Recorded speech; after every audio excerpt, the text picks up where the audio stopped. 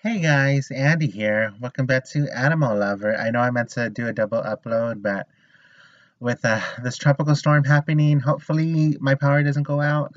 Fingers crossed I can actually go to work this weekend because I need money.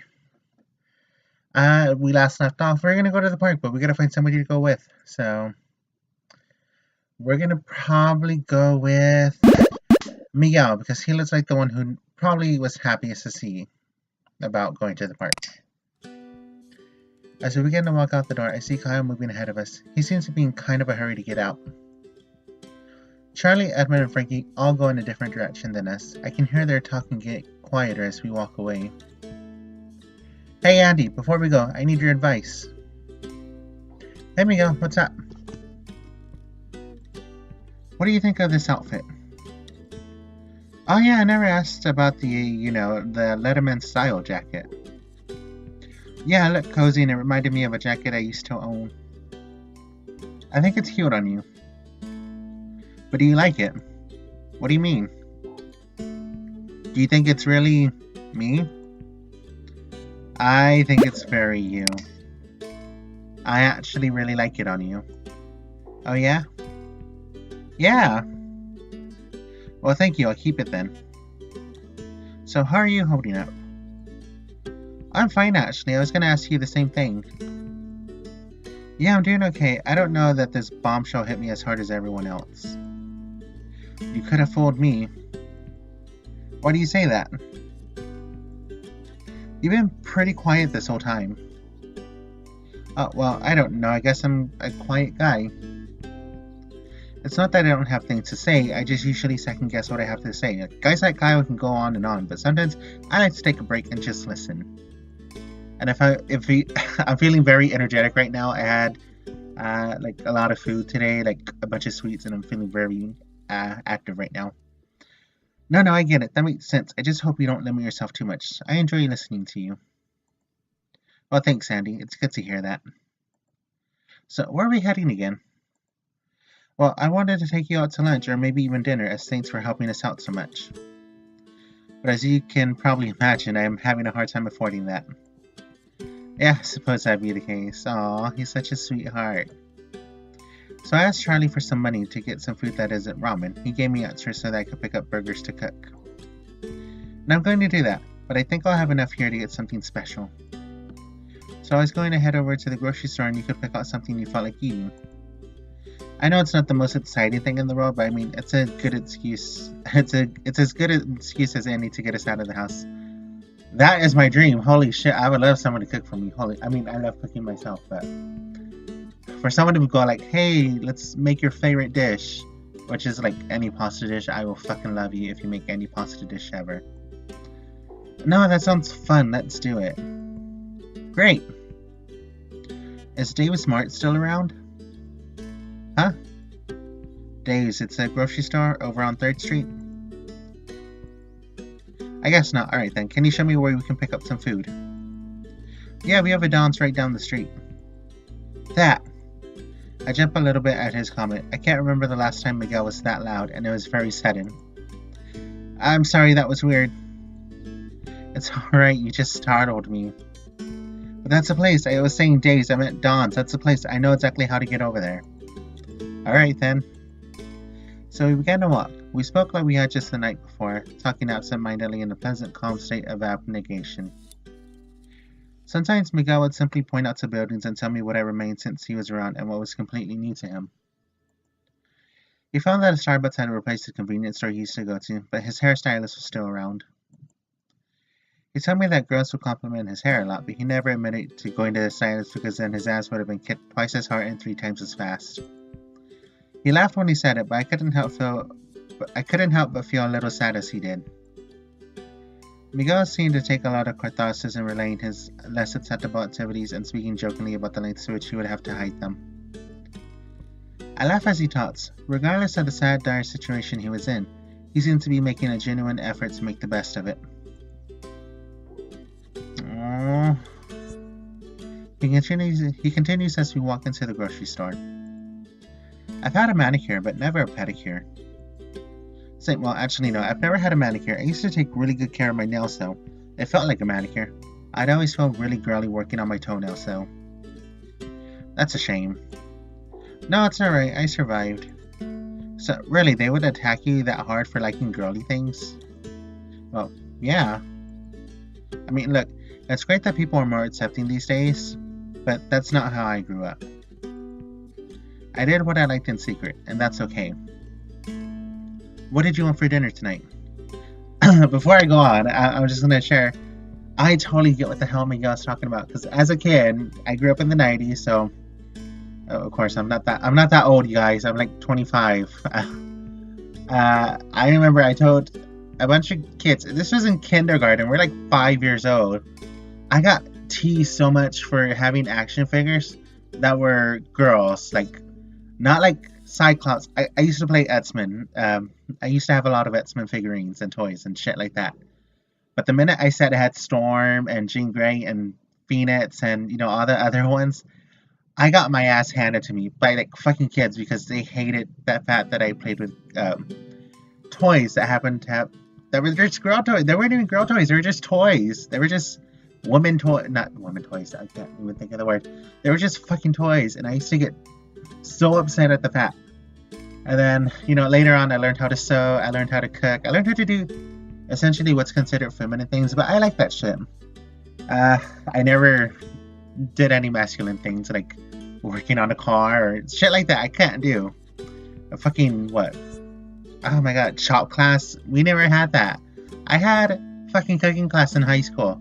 I fucking love that shit. I got to make a bunch of kick-ass food. So in your face, assholes. Seriously, cooking and hygiene were girly. That says that you had to have basic fucking habits. Yeah, that is so fucking shit. I totally get that. Like, ugh. It's perfectly alright. Don't you worry about me. I made it. I'm here now with you talking openly about cooking. What could be better? But isn't it kind of sad that you had to be secretive to begin with? Not really. I mean, I guess I get it. What do you mean? It was just weird for the time. Things have changed now, but they had it back then. A guy like me wasn't that common. It made people feel weird. I was okay keeping my little eccentricities. I can't fucking pronounce that word. I know what it means. I know how to pronounce it. In my head, I know how to pronounce it. At least I learned to be. It doesn't feel all that sad, I guess. But why would you have to keep yourself in when everyone else didn't? Miguel looked very sad for a second. He smiled half-heartedly to himself and then looked away. Like I was saying, Charlie wanted burgers tonight, but I'd like to see if you'd like something special. Is there anything you're in the mood for? Miguel, are you okay?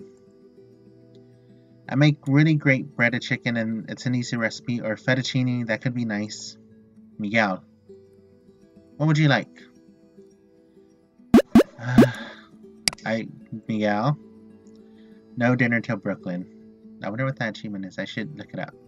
But I'm not because I got the fucking window screen recording. I'd really like to know what's wrong. Please tell me.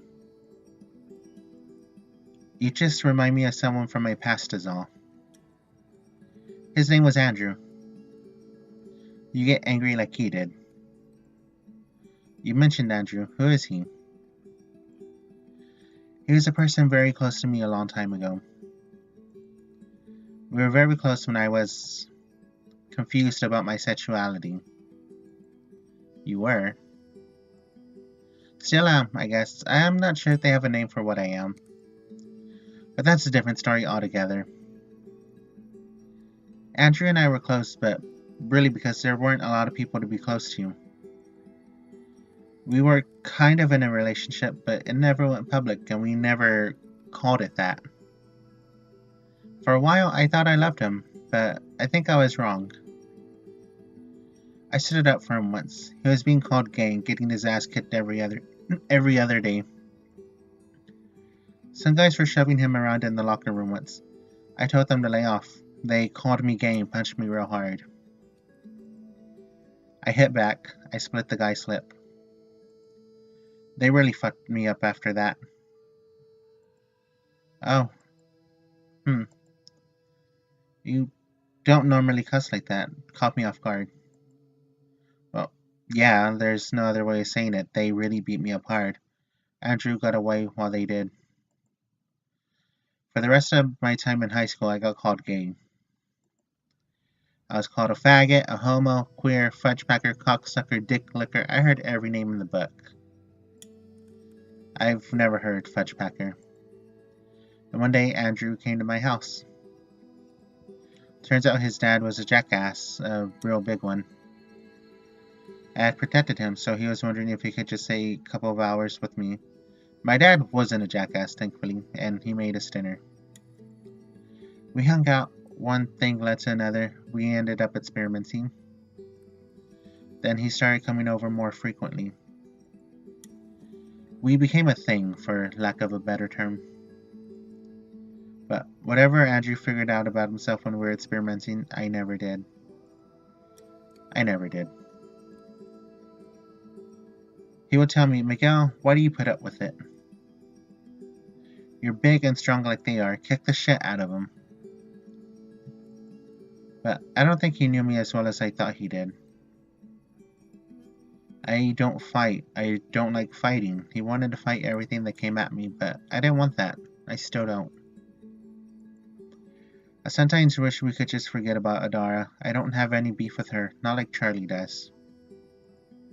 I'm not angry at her. If I could just change back without her and then forget she ever existed, I would. If that makes me a pushover, I guess I don't know what to say. It doesn't bother me. Not a lot does. Please don't be mad for me at Adara. I'm okay with the way I live because I just live like that. I was a round peg in a square hole. Why does that give those people the right to hurt you, or Andrew? It's best to expect it. If you spend too much time wondering why, it'll drive you crazy. What do you want from me? To get angry? Because I don't want to be angry.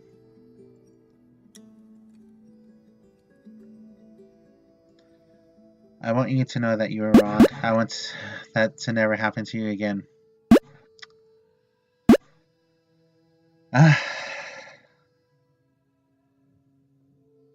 Gosh. Both are really solid. Those are really good options. I can't say I'd pick just one. I have to say I would choose both answers. Because he was wronged.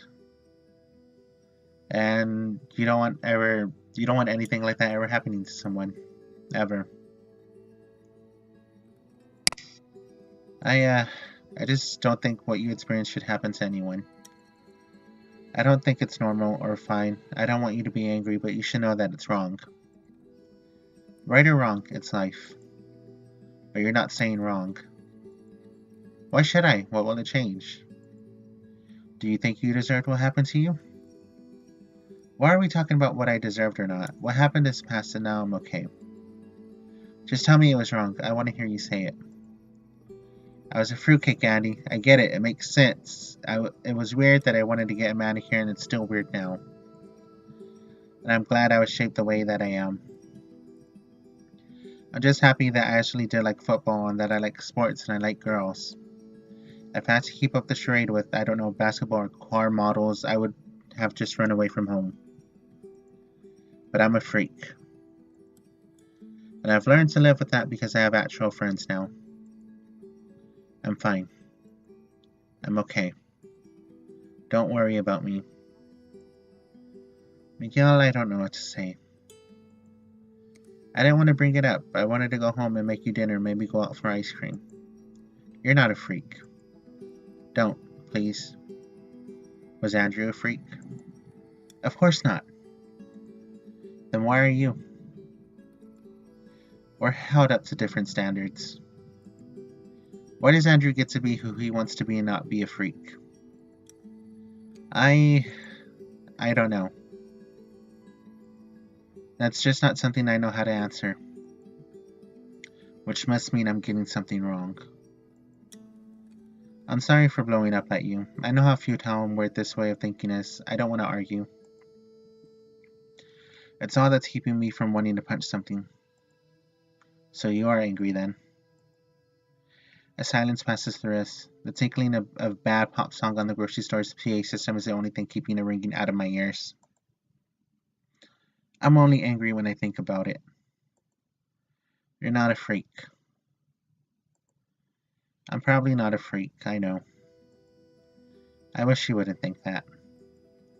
Me too. You know none of us think you're a freak, right? I do.